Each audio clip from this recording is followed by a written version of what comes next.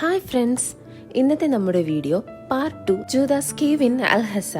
Let's go to the video. കേവിലോട്ട് പോകുന്ന വഴിയിൽ നിറയെ ഈന്തപ്പന തോട്ടങ്ങൾ ഉണ്ടായിരുന്നു. അൽ ഹസ ഈന്തപ്പഴം എന്ന് തന്നെ വാങ്ങാൻ കിട്ടുമത്രേ. അത്രയേറെ ഈന്തപ്പന കൃഷി സ്ഥലങ്ങളുണ്ട് ഇവിടെ.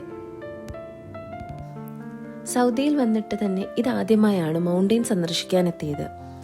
അൽ ഖറ മൗണ്ടെയിൻ. ആദ്യം തന്നെ റിസപ്ഷനിൽ നിന്ന് ടിക്കറ്റ് എടുത്തു. Per head 57.5 റിയാലാണ്. വേണമെങ്കിൽ ഗൈഡിനെയും നമുക്ക് ചൂസ് ചെയ്യാം. ഗൈഡിന് 100 റിയാലാണ് ചാർജ് വരുന്നത്. ടിക്കറ്റ് എടുത്തു ആദ്യം പോകുന്നത് ഒരു മ്യൂസിയത്തിലോട്ടാണ്. അവിടുത്തെ കാഴ്ചകളെല്ലാം കഴിഞ്ഞ് നമ്മൾ നേരെ കേവിലോട്ട്. 1.5 കിലോമീറ്റർ നീളവും 75 മീറ്റർ മുതൽ 846 മീറ്റർ ഉയരവുമാണ് ഈ ഗുഹയ്ക്ക്. ഈ ഗുഹയിലുടനീളം ഇതിന്റെ ചരിത്രം എഴുതിയിരിക്കുന്നു. കൂടാതെ തണുപ്പ് കാലത്ത് ഗുഹയ്ക്കുള്ളിൽ ചെറിയ ചൂടും, ചൂട് സമയങ്ങളിൽ ഗുഹയ്ക്കുള്ളിൽ തണുപ്പുമാണ് അനുഭവപ്പെടുക.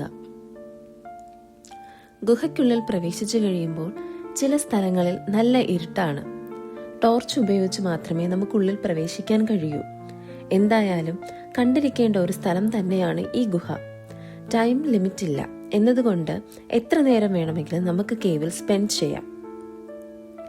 കേവിൽ നിന്നും കുറച്ച് വീഡിയോസും നല്ല കുറെ ഫോട്ടോസും എടുത്ത് കുറച്ചു നേരം കേവിലെ ഭംഗി ആസ്വദിച്ച് നമ്മൾ തിരിച്ചു വീണ്ടും നമ്മുടെ ദമാമിലോട്ട് യാത്ര തിരിച്ചു. എന്തായാലും ഇന്ന് വളരെ ലവബിൾ ആൻഡ് മെമ്മറബിൾ ഡേ ആയിരുന്നു. ഒത്തിരി എൻജോയ് ചെയ്ത് മൈൻഡ് റിലീഫാക്കി വീണ്ടും യാത്രയായി. മറ്റൊരു യാത്രയുമായി ഉടനെ തന്നെ വീണ്ടും കാണാം. Love you and ടടാ.